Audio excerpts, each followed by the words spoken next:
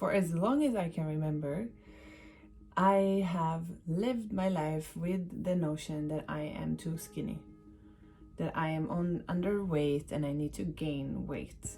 I remember first time going to like a doctor and they do the regular checkups as a child, and they measure how tall you are, and then they put you on a scale. He put me on a graph and just like this is the normal curve, and so you can see here you're under. Like you are not normal because you're underweight. I don't think I understood. I mean, I don't know, I was maybe 7, 8 or something. I don't think I really understood what he was saying. More than the whole message I understood was that something is wrong with me. I do a lot of work with women, holding space for women, and creating workshops and art projects around loving our bodies just as they are. And that does not mean that I have figured this out and know exactly how to do it with myself. It means that I am walking this path of learning and figuring out how to love myself more together with all of you. I am just like every other woman on this planet, having my own inner critic, my own negative self-talk. Yeah, and I'm still working with this, especially having one area of my body that I'm struggling to love when I see it in the mirror or in a photo, which is my rib cage. Because for me, when I see my rib cage, the structure of my rib cage, all that it signals to my own habitual brain is that holy fucking shit, you're too skinny, you anorexic piece of shit. Eat. And for me, food has never been easy. I have never really enjoyed food, and I don't usually get so hungry. It's almost like I'm disconnected from my hunger. So it's been a very dual situation in myself, where I on one hand want to gain weight, and on the other hand don't really get hungry and don't want to eat. So many times I've kind of forcing myself to eat, and I realized that this is obviously not the way to go about it. But through my whole childhood, like my mom tried to get me to gain weight, eat more fat, eat more nutritious food, and I just my body never changed. It never changed. I look like this since I was 14, pretty much.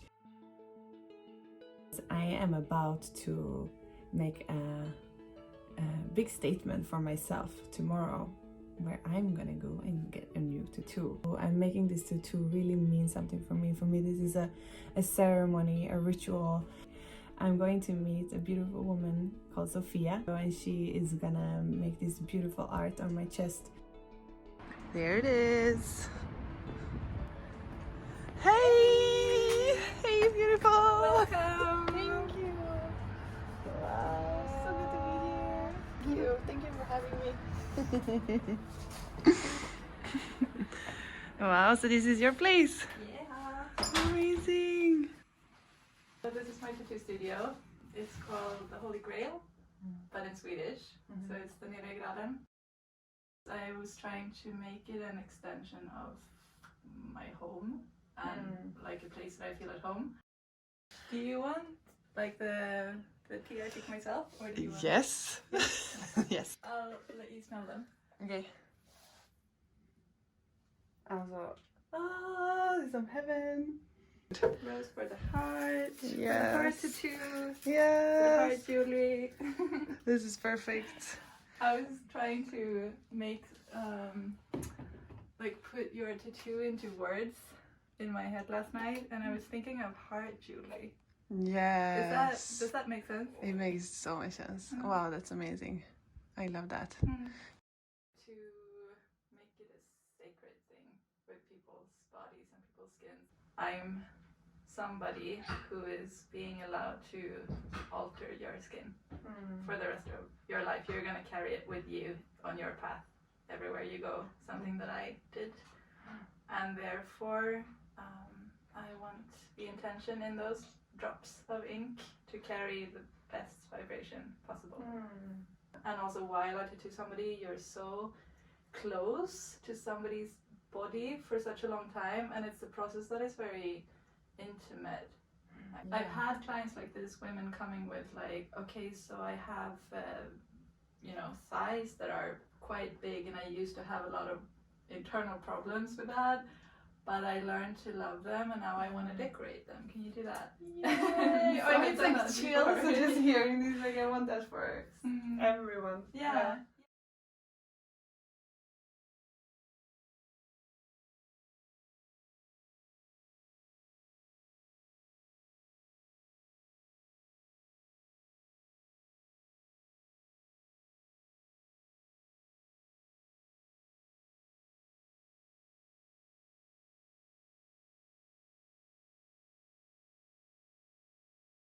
So basically I have a trauma from being in the womb and the first period of my life, which resulted in like me as a little baby not feeling safe. So when I was eating and like taking food in, I wasn't open for it. Like I know now I have a very big energetical block in my like mouth and throat, because it's like this is the input from life, or like from the world into my system. So when I was a baby, this is not safe, the life is not safe, the world is not safe, so I shut it like here, like no, don't take it in, it is not safe to take this in.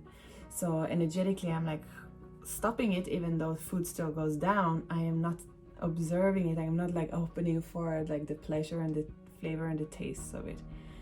So as I'm starting to meet that little baby inside of me, knowing how to like bring it to safety, to nourish it, to like kind of mothering it, and then this baby starts to be safe now, then this opens and there is actual like a yes to life and a yes to the world. It's changing everything with my relationship to food. It's like I didn't taste food before. I've had like 10% of my taste open to me, and now it's like a whole nother world of flavors that I'm like, wow, this is amazing. But it really like marks a time in my life where I now know how to meet this inner baby. And you see, I'm like, as I'm talking about it, I'm doing this. You know, there's also a lot in like the breast, you know, we get breastfed and we get to lay on our mother's chest. It's like such a like nourishment area of our body. So I find it very interesting that this is the area where I feel like my internal like mother energy, and it's also the area of the ribcage that I actually struggle to love the most. I don't think that's a coincidence.